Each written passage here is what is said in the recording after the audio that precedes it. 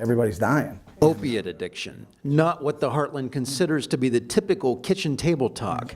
But with Ohio's tragic opiate-related deaths now leading the nation, it is a conversation everyone needs to hear. I started with a baseball injury.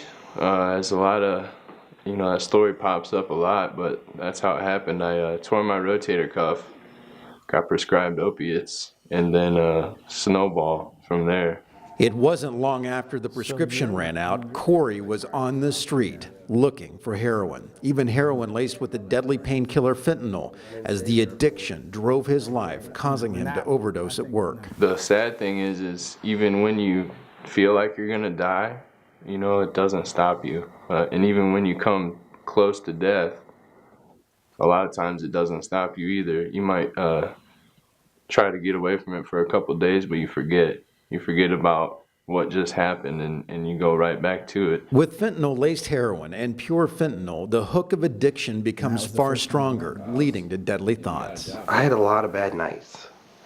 A lot of bad nights with a .22 rifle. A lot of bad nights. And I couldn't do it. I couldn't take myself out.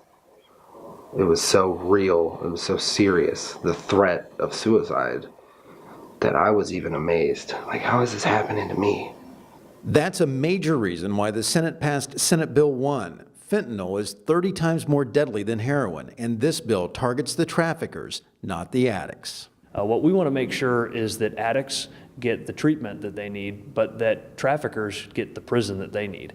And this would make sure that people that are dealing in large quantities of this are able to be treated as the criminals that they are. From the kitchen table to the college campus, Ashland University students hosted a forum on the opiate epidemic, inviting Senate President Larry Obhoff to talk about Ohio's effort to fight this addiction that affects every neighborhood. People on both sides of the aisle recognize that this is a problem, that it's affecting all of our communities, it's affecting all of our families, and it's not something that has a Republican or a Democrat answer. It's something that we all need to focus on, and we all need to work on, and we all need to try to tackle this challenge together.